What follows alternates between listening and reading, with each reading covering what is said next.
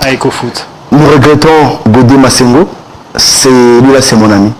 C'est vraiment quelqu'un avec qui j'ai joué. Lui, latéral 2, moi, ailier 7.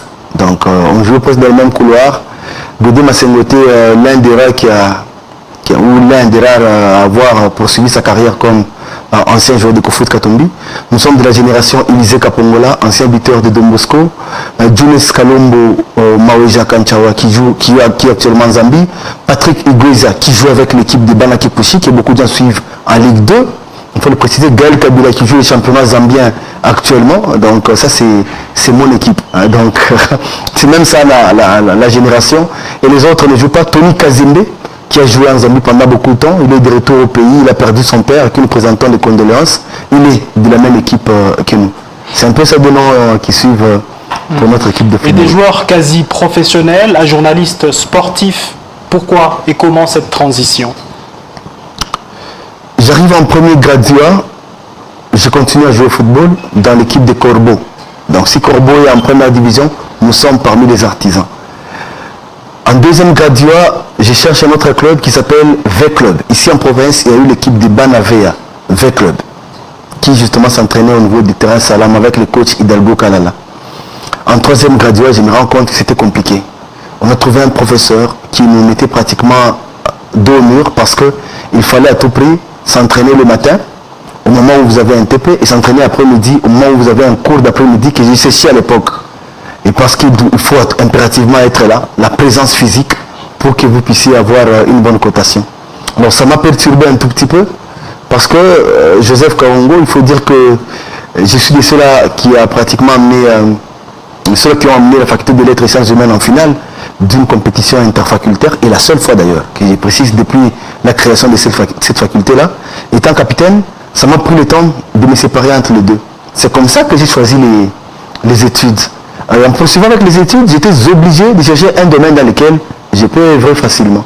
Même si moi j'ai préféré faire le marketing, la communication des organisations publicitaires, mais le football est resté ma passion et le journalisme, je l'ai choisi comme ça. Et je me suis beaucoup plus orienté dans le domaine sportif, parce qu'à l'époque, la faculté de lettres n'avait pas de... Je ne sais pas même maintenant, le département journalisme sportif, ça n'existait pas au pays. Alors on s'est recadré autrement pour lier l'utile à l'agréable. Et quels sont vos meilleurs souvenirs dans le métier de journaliste? Le plus bon souvenir en tant que journaliste est d'avoir d'abord trop voyagé. Ça c'est un souvenir intéressant, parce que il ne faut pas qu'on te donne 1000 $, 2000, que ce soit un bon souvenir. L'argent dans le journalisme n'est pas du tout un très bon souvenir. Par contre, dans le journalisme, les voyages, les relations et surtout la connaissance que j'ai ici sur l'échiquier ou sur la terre des hommes, partout en Afrique et en dehors du continent africain, par rapport à ces métiers, je pense que c'est énorme.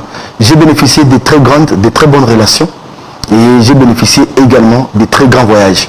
Donc Dieu m'a fait grâce, je me suis promené partout presque, sur quelques continents.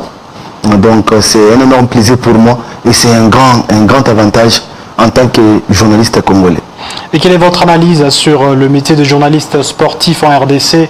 Un métier toujours noble à ce jour? Il reste noble, oui, le métier, mais il est en train de perdre ses repères. Le métier du journaliste sportif est en train de perdre... je peux dire quoi? Le métier est en train de il est en train d'aller dos au mur. Encore en train d'aller pour se bousculer avec quelqu'un. Dans un contexte où je me rends compte que, Joseph, nous quand on démarre ces petits métiers, journaliste sportif, cette profession que nous avons choisie, c'est descendre sur le terrain, aller suivre les championnats des jeunes de football à la Cité des Jeunes, aller à la Katouba, et personne ne vous écrit un message, personne ne vous appelle, ne vous envoie sur WhatsApp pour la diffusion de l'information. Vous devez à tout prix être sur le terrain pour que l'émission passe.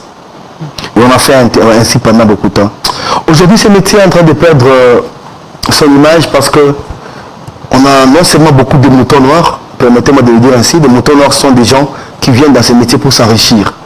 Ils viennent dans le journalisme pour s'enrichir, pas pour travailler, pas pour l'amour de la profession, je peux dire quoi, par appel dans ce métier ici. Et quand on se rend compte, hormis ça, un journaliste sportif, plusieurs que j'ai vus, assis à la maison, un match de football qui se joue Mazembe Popo Stade, Kibasa Maliba de la Kenya, avec toute envergure qui est possible, il attend la fin du match pour demander une vidéo dans un forum WhatsApp qu'on lui envoie pour qu'il diffuse à la télévision. Ça m'a fait mal. Je me dis que ce métier est en train de perdre petit à petit sa valeur. Et je suis en train d'imaginer 10 ans après ce que sera les journalistes sportifs dans ces pays-ci. Ce métier ne disparaîtra pas. On est en train peut-être de migrer de la télévision normale, de l'analogie vers le numérique vers la modernisation.